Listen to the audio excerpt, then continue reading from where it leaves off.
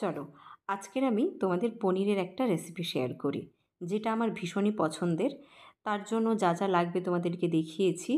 আর এখানে আমি পোস্ত আর কাজুটাকে পেস্ট করে নিয়েছি। প্রথমে আমি একটু লবণ, একটু হলুদ গুঁড়ো দিয়ে পনিরটাকে আমি বেশ করে ভেজে নেব, লাল করে ভেজে নেব।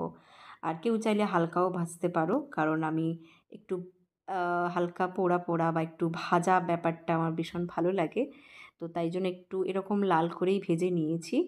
তো ওই তেলে আমি দিয়ে দেব মৌরি। তোমরা চাইলে পাঁচফোড়ন দিতে পারো, আমার মৌরির ফ্লেভারটা বেশি ভালো লাগে। এরপর দিয়ে দিলাম আদা। আদাটাকে আমি গ্রেট করে নিয়েছি। এরপর দিয়ে দেব কাঁচা লঙ্কা। তারপর দিয়ে দিলাম জল। এরপর দিলাম হলুদের গুঁড়ো।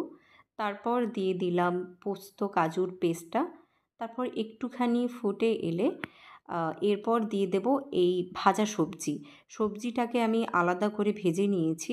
গাজর, ক্যাপসিকাম, আলু একসাথে বেশ হালকা লাল করে ভেজে নিয়ে তারপর ওই ফুটন্ত মশলায় সবজিগুলো দিয়ে দেব। তারপর দিয়ে দেব পনির।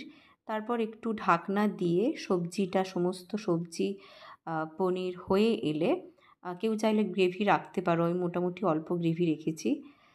তো এইভাবে তোমরা